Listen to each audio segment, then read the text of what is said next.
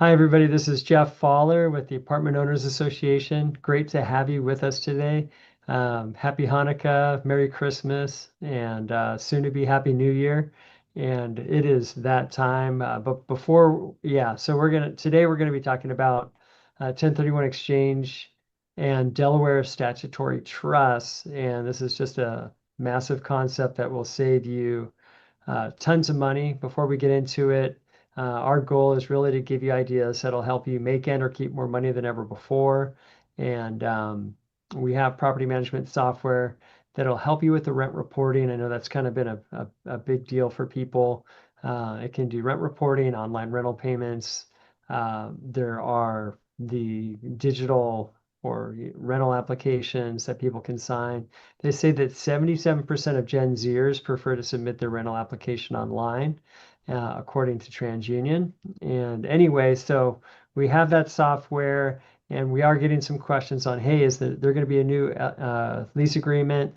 And of course, every year we're going to come out with a new one, and we have several changes, and we are getting that all approved. It's the cement's wet, basically, so we're going to get a few more attorneys to sign off on it. We have a whole council of attorneys from San Diego all the way up through Alameda County. And so we want to get everybody to sign off on that, the changes that we've proposed there. And it's looking good. Hopefully we'll have that ready for you maybe in another 10 days. And we also are changing the 3-day notices. We're going to start including the date of the expiration of the notice. And that's something from that Cepeda lawsuit that you probably all heard about. Anyway, so, or ruling, excuse me, ruling. And so, anyway, lots of changes to forms, rental criteria, rental application, all will be seeing changes. So, don't keep the old stuff, always keep getting the new, because there's always some new legislation that's forcing us to change it. And if you miss it, then you could be out of compliance or something. And we don't want that for you. We want you to make money and not have to lose it. So anyway, again, welcome. It's great to have all of you with us today. And we had a bunch of in-person events earlier this month. Hopefully you were able to join those, from Fremont to Santa Clara's, all the way through Southern California down to San Diego. So I hope you're able to catch up on some of those. And even today we have yet another live stream at 12 noon, and that is about how to avoid balcony ordinance fines. And those are definitely a real thing in certain areas where they're really enforcing it. Next week, we have Dennis Block that'll be speaking, and he'll cover how to do tenant screening in order to avoid evictions. And also, yeah, there'll be a enrolled agent speaking on unlocking real estate tax secrets. So the big beautiful bill, they'll probably dive into that and show you what to do to not trigger red flags. So that'll be great. That's January 14th, though. Um, so that's next year. And of course, we're going to have the resident manager law update that'll be coming around that same time in yeah, it's like mid-January. And then also, we're going to have the AOA Political Action Committee luncheon, and District Attorney Nathan Hockman will be our guest speaker. It's going to be short and sweet. We'll just enjoy a nice meal at the Marriott in Torrance. And it's a great opportunity to come out and just kind of see each other face to face, enjoy a meal, hear Nathan Hockman, and network a little bit, and organize a little bit so that we can have a more united front as we're trying to fight for our property rights. So really want to encourage you to go to that. And a lot of people call in asking, hey, well, what's AOA doing? We're trying to do stuff, but so much of what we do does require your participation too. And that's one of those events that, man, we'd love to see you there. We're looking for district coordinators for districts in every city, really. So there's so much that you could do even as a volunteer, and we would love you to see you there. Anyway, yeah, this is a live stream, so there's the blue help button if you're watching from aoausa.com, and that little blue help button, you can type in your question, and instead of a live agent answering the question, they'll forward that question to me, and we'll answer it for you. And if you ever do type into that chat, it's banned by life real people. So 8:30 to 5. If you type after that, make sure you leave your contact information so that we could get back to you. And anyway, just want to give a shout out to Cape Properties. They are a national company. They're licensed in all 50 states. They do Delaware statutory trusts. Their headquarters is in Torrance, right by that in Marriott. And collectively, they have over 115 years of real estate experience and probably more than that at this point.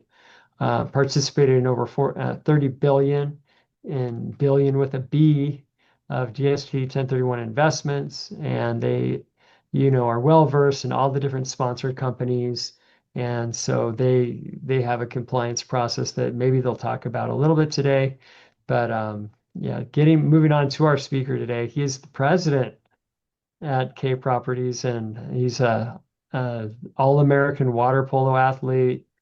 He was in the 2012 Olympic Games in London. You can imagine what a great experience he's had. But so really an elite athlete, and just also so well versed in everything related to DSTs. He's regularly featured on BizNow, Commercial Observer, Yahoo Finance, among others. And so um, just want to introduce you to Chay Lapin. So, Shay, it's great to have you on today, and I'll kind of yield the floor to you now and let you take over.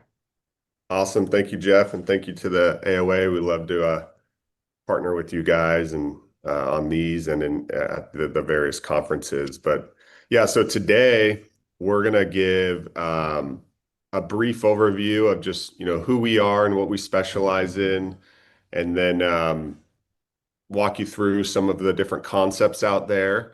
And then from there, if there's some questions, we can answer that. But ideally, it's a really high level, and we encourage you if you want to continue to dive in. We're always available.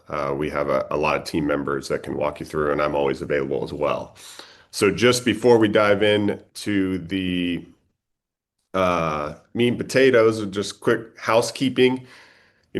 Obviously, in any time we're investing, there are various layers. Also, everybody's individual situation is different, so we always highly recommend involving your CPA, especially in a transaction that involves taxes like a 1031 exchange, just to make sure that you guys are successfully meeting all the requirements. And we'll discuss some of those requirements today, but some people are in different partnership structures or entity structures, and you just want to make sure that you're accomplishing everything that you need to have a successful 1031 exchange. DSTs specifically are for accredited investors, which is generally described as having a net worth of over $1 million exclusive of the primary residence, or an entity, either the underlying owners of an entity, such as a trust or an LLC or a partnership, are individually accredited, or the entity has gross assets of $5 million. If you have any questions on the the accreditation process, we're happy to walk you through that. All the information that's provided in this presentation is for educational purposes and is not our purpose to offer any live securities or investments. Again, just purely educational. So just diving into quickly who K Properties is, Jeff mentioned a little bit. We specialize in the Delaware Statutory Trust. Dwight Kay, who's our founder, he's been involved in this space for almost 2 decades now. We're coming up on 2 decades. Mm. I've been with the firm for well over a decade now. And what Dwight saw back pre-2008, He was in the industry at that time. He saw that there was no specialist that was offering DSTs at that point in time. And so coming out of the recession, he created what we are today to, purely ultimately be focused in this real estate vertical and particularly in the DST vertical, because there's a lot of um, intricacies within the DST structure, within these larger institutional plays. And what our goal is, some of these stats are a little behind. We just did a little internal audit the other week. We've done over 10,000 DST investments through our platform. Wow. We're up to actually over 4,000 clients that are with us. And what we're able to do with that data is, look at all that past data. We've been through cycles. We've been through the '08 cycle. We've been through the COVID cycle. We've been through this interest rate and inflationary environment. Able to look on all that data on how different asset classes, different areas of the country, maybe even different cities, we all have different red tape within where we're managing, and things are constantly changing. In today's world, things move fast, just with the internet and social media and news, etc. So our goal is to be able to aggregate all that data through our platform and mitigate as much risk as possible for our investors. And we've had a lot of success to date with that. And so for those, I would imagine most people are familiar with the 1031 exchange, but ultimately the 1031 exchange code, which is used in majority of all real estate trans or available in a majority of all real estate transactions, not just the DST world.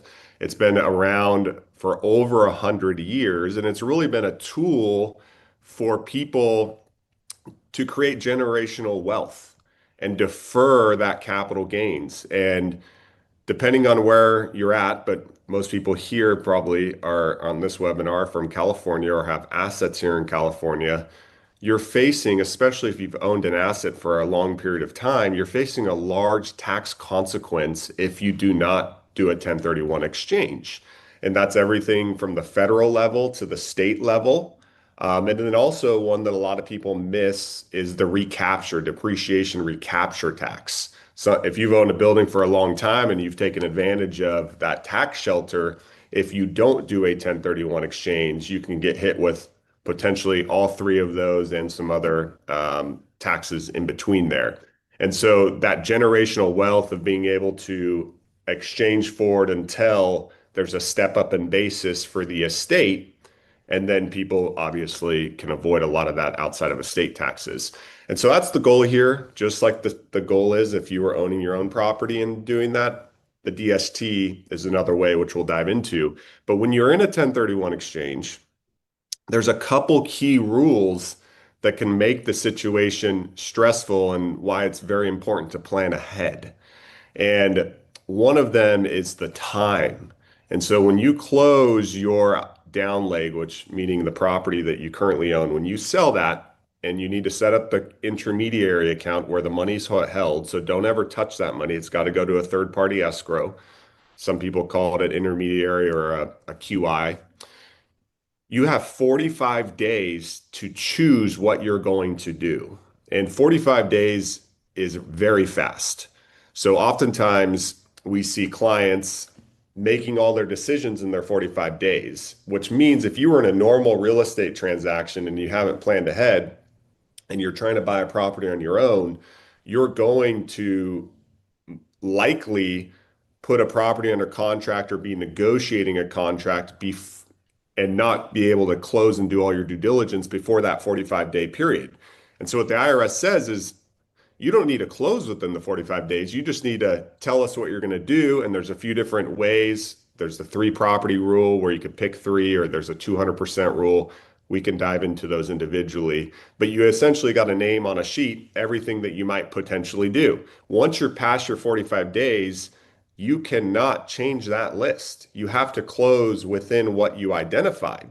And so if you're in a normal real estate transaction, what if the seller, whether it was intentional or unintentional, did not disclose something to you and you find it the skeleton in the closet when you're in your due diligence? What if there's an environmental issue? Sometimes environmental reports can take 2, 3 weeks to get back. And then if you have to do a phase 2 where you got to actually do soil testing, all of a sudden you could be 5, 6+ weeks in before you get that comfort to move forward.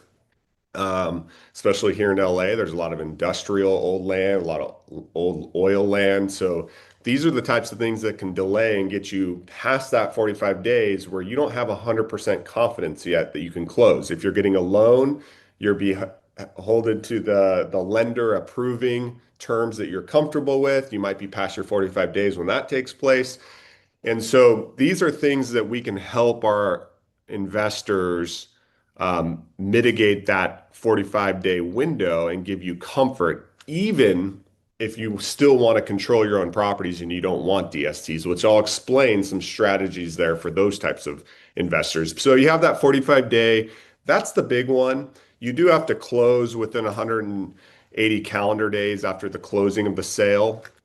That's usually plenty of time, almost roughly 6 months. So as we go through that 1031 process on our front, we encourage you to start learning about if you're looking at DSTs now, but while you're in contract, we create a game plan before you hit that 45 days so that we create a very smooth process for that 1031 exchange. Not to mention, when your money is sitting in an intermediary account, you're virtually getting zero rent, right? So you're missing out on a 1, 2, 3, 4, 5, 6 months of rent until you close on the property. DSTs, you can close within 3 to 5 business days once you've decided what you're going to do and start your rental income and limit that window of time of zero income. So a lot of investors might confuse what like-kind property means, meaning they, if they sold an apartment building, they think they have to exchange into another apartment building. But the reality is you can sell land, go into an apartment building, sell an apartment building, go into industrial buildings. As long as it's held, whatever you're exchanging into and rebuying is held for investment purposes or business purposes, it'll qualify for that tax deferral. Now, we're going to dive into the DST now, which is ultimately what we specialize in. So the DST is an entity. It's the wrapper around the real estate. So if you were to go, I'm just going to make up, say we have a 300 unit Class A multifamily that is a DST opportunity to invest into. If you were to pull title on that property, you would see the entity of the DST, the Delaware Statutory Trust, as the owner of that. Very similar to a lot of our investors, their personal house or some of their investments is in an LLC or a family trust. If I were to go pull, my title for my house, you're not going to see Chay Lapin as the owner. You're going to see a trust as the owner. And then Chay Lapin is a beneficial owner. I happen to be 100% of that. But in the DST, the trust owns the property on title, and just similar to a family trust, which is a pass-through entity, the individual owners, depending on how much you invest, you might be a 10% beneficial owner. The IRS approved this through IRC Revenue Ruling 2004-86 because all investors are treated equal. It's not a partnership. A partnership, there could be different layers or classes of owners. In a DST, if you're a 10% owner and someone else is an 80% owner, the 80% owner is not getting treated different than the 10% owner. Everybody's getting their pro rata portion of, for instance, net operating income, or the backside when the property sells, their pro rata portion of potential appreciation. And there's no waterfall like a partnership. I'm not saying those are bad, but a partnership structure might be when you sell the asset, the manager who is managing that partnership might get a certain percentage, 20% of the appreciation over a certain hurdle rate. DSTs, it's just the beneficial owners that get the net appreciation. And so I believe this is probably why the IRS has created this as like-kind property.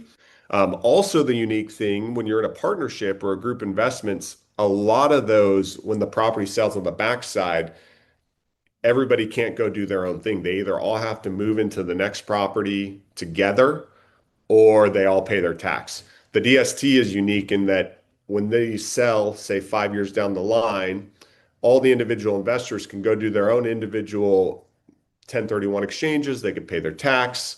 They could go buy a piece of real estate again, whatever they want. So you're not necessarily stuck in DST land.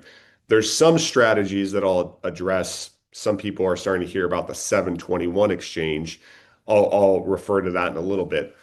Um, but that's just hopefully a good overview. Like I said before, DSTs typically, if you have all your ducks in a row and you've done your review and you're comfortable with a particular investment, you can close in 3 to 5 business days, start your pro rata income. The nice thing with the DST, as I mentioned, all that due diligence that you would typically do as if you were buying the property, that's all done on the DST ahead of time. So we have a DD link and a bunch of due diligence information that you have access to anytime you want. So you can start reviewing that stuff now, even before you are in your 45 days or in your 1031 exchange. So going through all the property condition reports, going through leases, going through environmental reports, if it's commercial building, estoppels, et cetera. So the sponsor does that all up front before they launch the deal to the investors to make it available. So again, there's still a due diligence process that you should do individually as an investor, just as if you were buying a piece of property yourself. But it's there today for you to see, is this right for me or not? Let's move on to the next one. Is this right for me or not? And move on.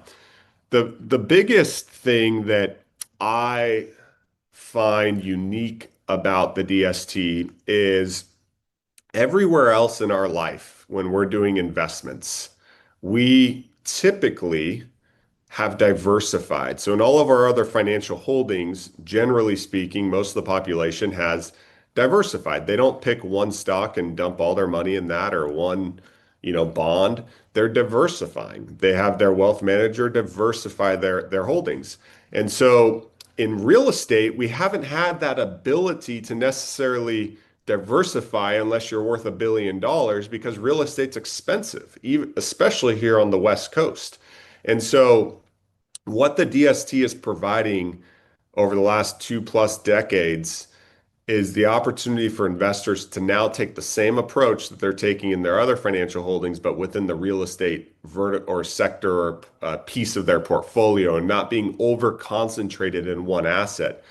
And, real estate is great until a policy changes or there's more red tape or as we just increasingly get more focused on our families or our careers or retirement, we don't have the bandwidth to do all of the hands-on.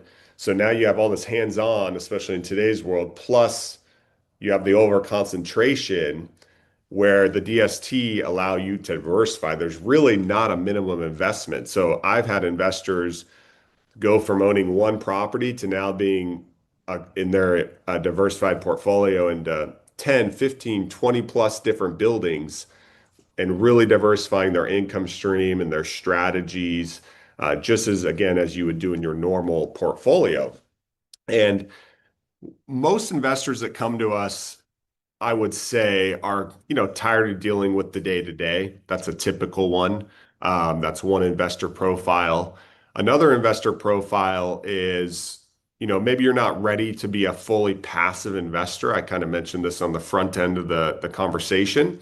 You might not be ready to be hands off yet, but you're coming up on a 1031 exchange. It's a tight market when we talk about quality properties. There's not tons of supply out there that's available in the quality, more conservative vertical. And so a lot of those investors that might not necessarily be ready for that passive are still learning about DSTs and utilizing us as a tool in their toolbox. And what I mean by that is they will use us as a cover piece. So if you're selling just making it up, a $5 million building, in the 1031 exchange rules, you have to buy equal or greater of what you sold for. So now, if you sold for $5 million, you're either going to have to find the perfect $5 million property, or you're going to have to add in cash or take on more debt because maybe the next best property that fits your criteria is at $5.5 million.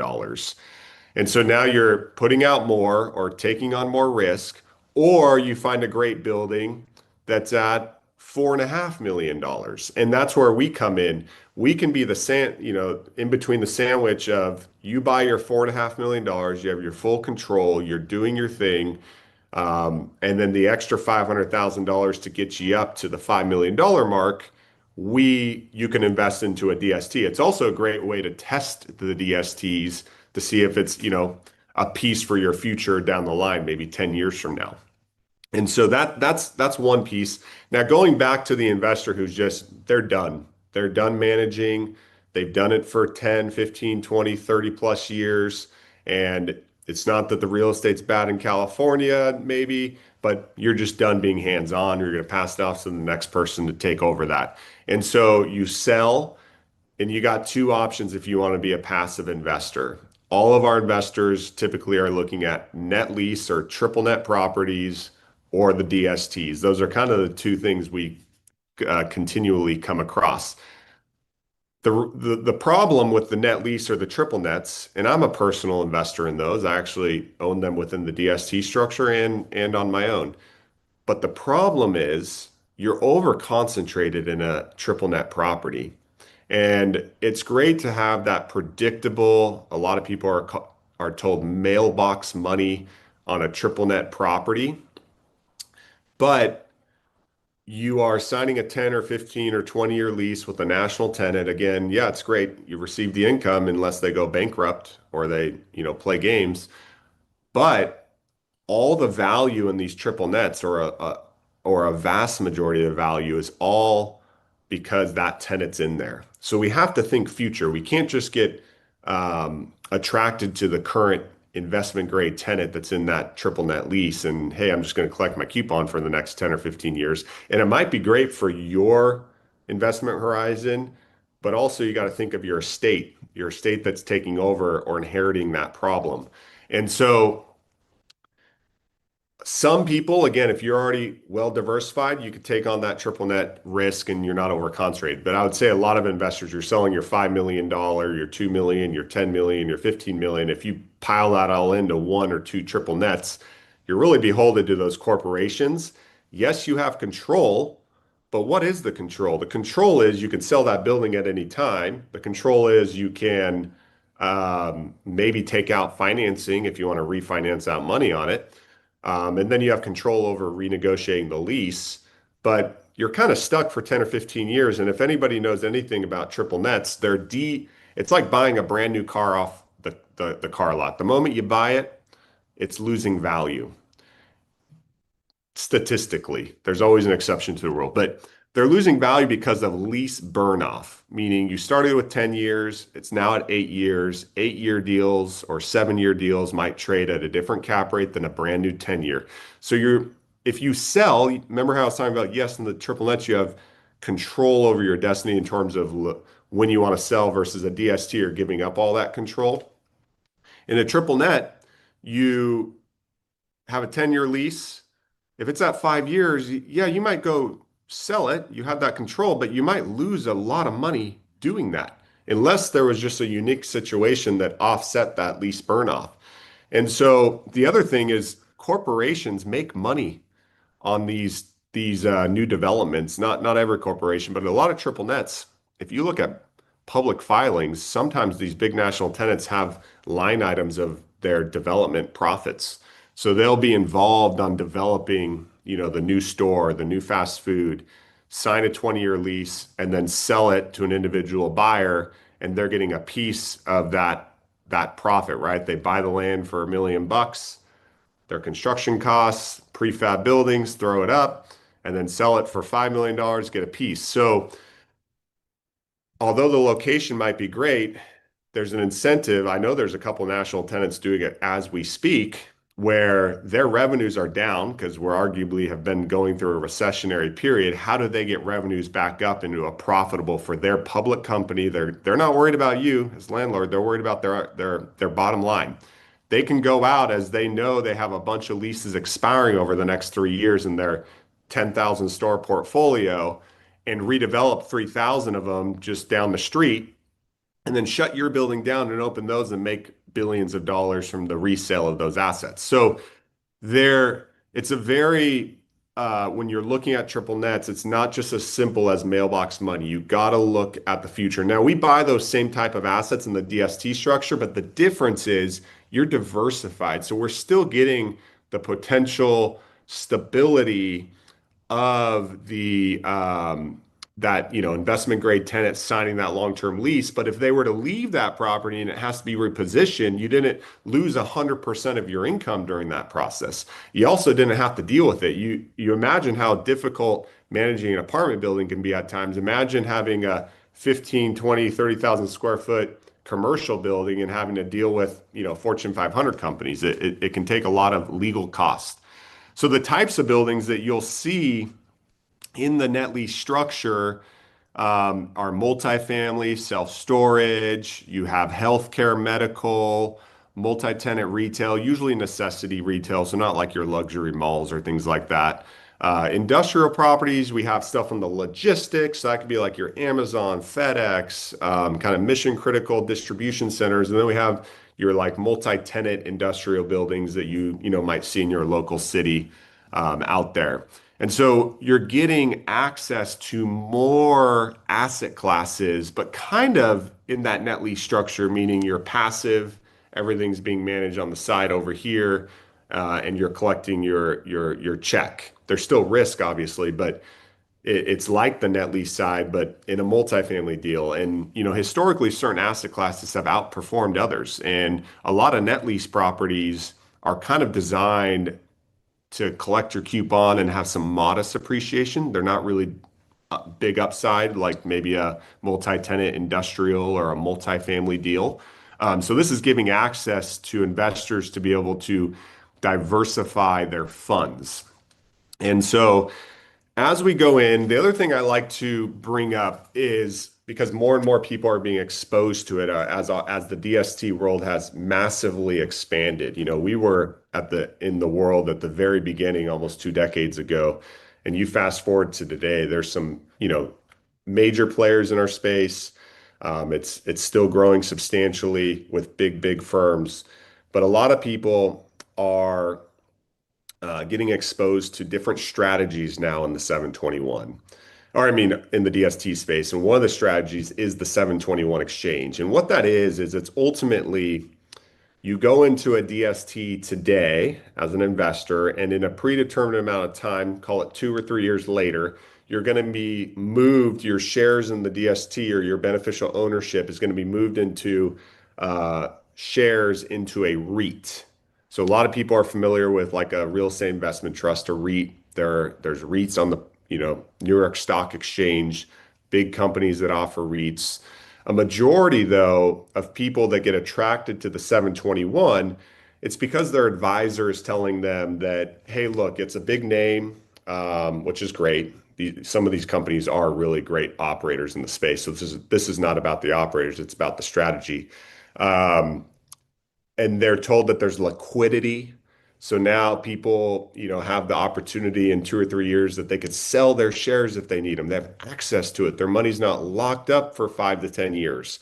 So liquidity is a big one. The other is just the ease of, hey, I can dump my money all into this one DST, not worry about having to do future 1031 exchanges.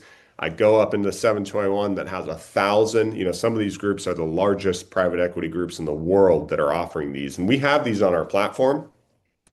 But what I want to tell investors is the 721 exchange is very complex. You're now moving away from just a pure real estate play, being invested into a building, something that you understand, into a very complex business strategy. A real estate investment trust is, you've got to really underwrite these as if you were buying a stock. And there's certain 721s that are forced, meaning you go into them today in the DST, and in 2 or 3 years, whenever they call that property up, you are going to go up in there. You don't have any option. I prefer, and we advise, obviously, you as an investor always have the decision, but we walk you through the pros and cons of a forced 721 versus an optional 721. Because if I was an investor, and I am an investor in 721 exchanges, so I'm not here to say they're not part of a strategy or a portfolio, but I want optionality because I want to be able to underwrite that REIT 2 or 3 years from now, because that REIT 2 or 3 years from now could be much different in terms of performance than it was today when I looked at the REIT. And we see that all the time in the stock market, right? A stock today might be much different even 6 months from now. So a lot can change in 2 to 3 years. So we really are advising our clients to dive into the 721. And we have a whole team here that we've built out that does a lot of analysis. The great thing about the 721s is a lot of these are non-traded but publicly file financials. So we can kind of dive through all their quarterly public filings and look how they're performing. There's some healthy ones. There's some really unhealthy ones. And we've advised certain clients not to do one. They go do it with another advisor, and 2 years later they call us up like, "What the heck did I get myself? Can you help me?" Because they might have invested $1 million into the DST, but when it got called up into the REIT didn't decide it was worth $1 million. It was worth $700,000. So you only got $700,000 worth of shares. And so that's a paper loss, right? You lost money. No one likes to lose money. And so these are very complex. The other thing is understanding what's inside that REIT and today and then also 2 or 3 years when that 1031 or the 721 takes place. These are all the stats, but just high level, you might be in a debt-free DST, it gets pulled up into a REIT, and now that REIT has tons of debt. There's some REITs out there right now, very established company, they're in debt up to their eyeballs, and this next 2 or 3 years is actually a great test on the real estate sector. A lot of debt starting here in 2025 in the whole real estate world is coming due between now, 2026, 2027. Massive billions, billions, hundreds of billions of dollars coming up for refinance. And so a lot of that actually in the billions exists within these publicly and non-traded publicly entities in the REITs. And so for me, that optionality gives me a great test to see when I review them in 3 years from now. I go, oh, you actually weathered a really good storm there. You were able to, refinance all your debt, exit certain deals, etc. And so we're always looking at the debt profile inside the REITs. It's not just the DST that you're in. We're looking at another thing is kind of inflows and outflows of capital. Because there's liquidity, are people redeeming a lot of money? Can liquidity be shut down? How is that affecting the performance of the REIT? We're looking at another big item is that dividend that you would eventually receive through the REIT. How much of that is being covered by true revenue from the REIT, which a lot of that revenue is coming from, real estate operations like rental income. We're seeing a lot of, some of the largest REITs in our space right now, not only in the DST, but in general world right now. These are multi-billion dollar kind of quote unquote on paper, too big to fail REITs, right? Well, they're paying I'm just making up a number, but they're paying a 5% dividend. But factually, most of these REITs are only covering 40 to 60% of that 5% they're paying out. So where's the delta? How are they paying you that number? Well, they're taking on debt, they're raising more investor money and paying out of that. And so that's where it can affect net asset value. Net asset value is a way like a share price. And these are other things we're looking at. So as you can see, there, and I'm just kind of on the surface here, these 721 exchanges are very complex. And I highly recommend if you're considering that strategy, it could be great again, but if you're considering that strategy to talk with us, because we do have a full team, a full analysis. Another reason why investors might get attracted to 721s is they're told they're the lower end of the fee structure in the DST world, which on paper can be fair, a fair statement.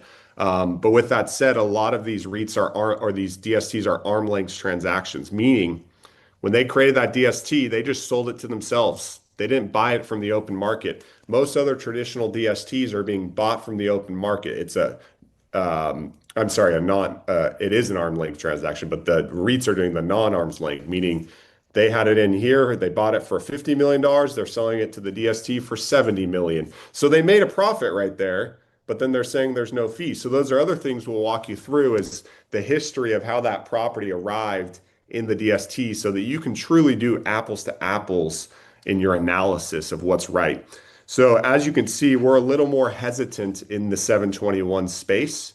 We're one of the largest firms in the country that advises on DSTs, and it's a very um, attractive strategy. In fact, almost 50% of the equity that's being raised in the DST space across the country is going into these 721 vehicles. That's only been taking place over the last probably 1 to 2 years at that level. That's not ours. Ours is much lower in terms of what we're allocating to that. But there's zero track record in that space is what I'm trying to apply. DSTs in traditional land have, over 2 decades of track record of deals going full cycle. The 721 really only became massively popular in the last few years. So they're untested vehicles. And this is something that you definitely don't want to have all your eggs in one basket and you want to diversify. If you like that strategy, like I said, there's a couple institutions that actually have good statistical numbers and they also have optionality, meaning when they go to pull it up, they're going to come to you and say, hey, here's our data. Do you want to come join our family on this REIT? If you don't, you can go do another traditional 1031 exchange. That, in my book, is alignment of interest, right? They are aligning their interest with their investors because they need to perform for you to want to go up into that REIT with them. So getting back off into normal, DSTs, typical minimum investment, 100,000. We can get that waived, but it gives you that ability to diversify. Like I said, we have debt-free DST. So a lot of our investors are low leverage or they've paid off their debt. And then we have leverage properties where if you go into that DST, you can absorb debt. The nice thing with the debt properties, you don't have to sign on any of the loan documents. The sponsor, the operator of the DST, they do all the loan origination on it. They take all the carve-out risk. Your money's at risk, but it's fully non-recourse to you. God forbid there was any speed bumps with the lender. So it's really neat from that perspective. Obviously, there's tax advantages when you take on debt from maybe new depreciation and sheltering of your income, but you just got to weigh, is that risk reward worth the debt? And sometimes it is, sometimes it's not. So, I know we're rounding the corner here, so I'll try to speed up here a little bit. But the the nice thing is when we create a portfolio for you, we can look at your goals and objectives and blend in debt-free and debt product. So some clients come to us and they're fully depreciated on their asset, or like Jeff mentioned earlier, there's some new tax incentives coming up in the new year of expensing and depreciation. Some people want to take advantage of that. Well, you can do that in the DSTs as well. It's all passed through. All the same kind of benefits exist in the DST from a tax perspective as general real estate. But we can chop it up, right? If you want that potential massive depreciation incentive, maybe spread it across 5 deals instead of one, and maybe even more attractive debt. So to round this corner and see if anybody has any questions, the last thing I would talk is when DSTs liquidate. So after they go through their business plan, all the potential appreciation goes to the investors after closing costs, and then you can do another 1031 exchange. You're not going to receive a K1. You're actually going to receive like a 1099 and then a balance sheet, and it goes on your Schedule E, just probably how you're doing your taxes now on your current real estate. And then on the and that usually comes, I would say, January, February. So, well before you need to, do your taxes for that year. Income is monthly. So all of our DSTs pay a monthly distribution. And again, that's all pro rata as well. So just to round it off, like I mentioned, we're all about education. I would encourage you to go on kpi1031.com. We also have a podcast, hundreds and hundreds of stuff from the past years on different topics. Every Wednesday, we have a webinar like we're doing right now at 11 a.m. Pacific. Go on our website, you can get the link for that. And then every Friday, we do a live podcast at 11 a.m. Those are recorded, though, and put on our podcast you could find on the Apple or Android library. And everything we do on our education is also hard copy. We have a couple published books that Dwight K's done, a magazine, and a newspaper that you can sign up for, just giving you industry updates and things along those lines. So, Jeff, I'll pass it over to your team. Hopefully, I didn't take too much time there. All right, great. Yeah, thank you for sharing and great stuff as always. So thank you, thank you. So now is the time we could take some questions. If you're watching on AOAUSA.com, there's that blue help button or bubble down at the bottom right side of the page. If you type your question in there, they'll get it over to me and we'll be able to ask the question live here and Shay will be able to give you an answer. And we do have a question here right now. And again, everybody on YouTube, just put it in the chat and we'll see it. And anyway, can you please address how to avoid boot in the escrow of relinquished property? I guess it's kind of a open-ended question, but maybe they're referring to without clarity on the question. Usually boot will take place, when you go to sell your property and you don't meet all your 1031 requirements. So it's kind of like that example I was giving earlier where you sell a building for $2 million and you only find a building for 1.8 million, you have a $200,000 boot. And so you can use the DSTs to cover that boot and buy $200,000 worth of DST interest.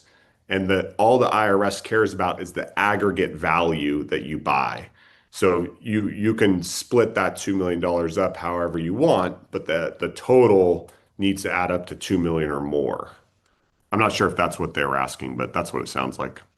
Okay, great. And if it's not, just write us back here and we'll see. Let me see.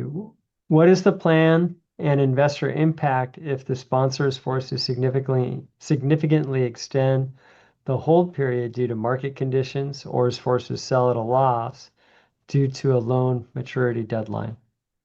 Yeah, and that's the risk and debt too that we really walk investors through, and something to consider if you don't have to take on debt. But if you do have to take on debt, it's very important to go into long-term financing so we can weather those storms, right? If we're in 10 plus year debt, in a 10-year cycle, typically there's a window of opportunity to potentially exit. There's always a risk in anything you invest, whether it's on your own or with DSTs, that something could be sold at a loss.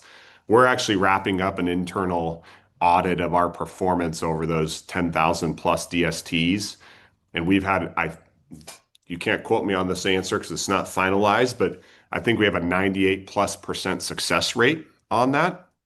And so with that, debt is something that you really want to look at, again, long term. But yes, there are potential options if it were to go past that. There's refinance options. You don't really want to be in that position and rely to go down that road. Usually what I see sponsors do is they'll find an asset that they believe they could exit, let's say in a 5 to 7 year period.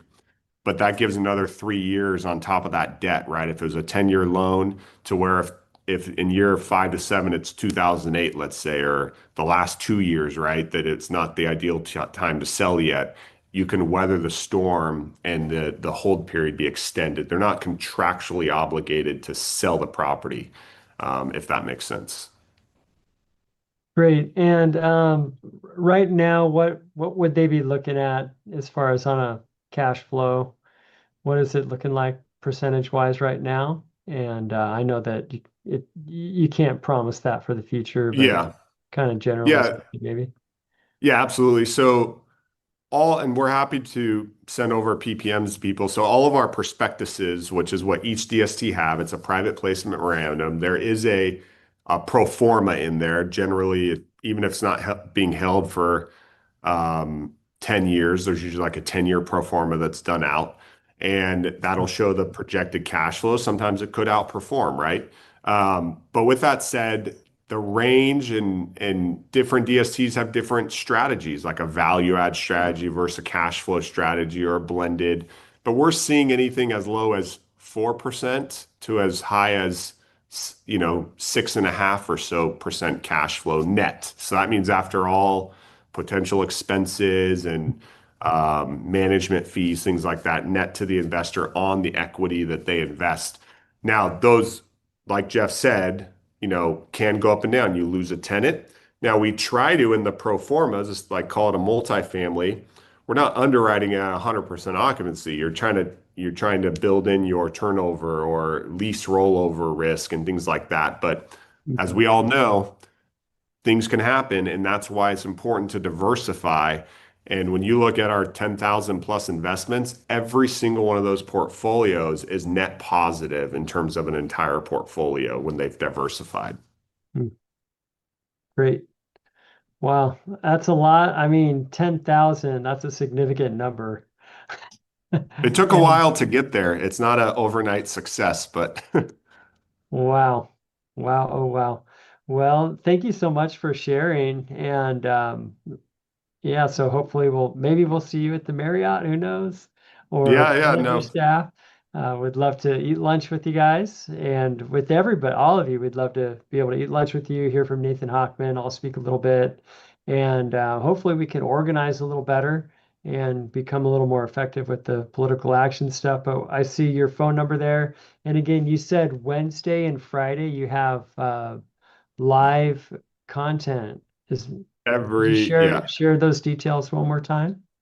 Yeah, if you were to go on our website, which you see it there below at Mhm. kpi1031.com, you could sign up to get alerted. But every Wednesday, regardless if it's a holiday or not, and every Friday, regardless of holiday or not, we have at 11 a.m. Pacific on both days live content. We record it all, so if you ever miss something, you'll find it on our website or on the Apple Store. Awesome. Awesome. Well, hey, thank you so much for sharing again. And for you members, we do have another seminar at 12 o'clock about balcony, how to avoid those balcony inspection penalties. And it's with no shock, it's compliance. But anyway, tune into that one. And again, thank you very much. We'll see you guys next time. Thank you. All right, thank you.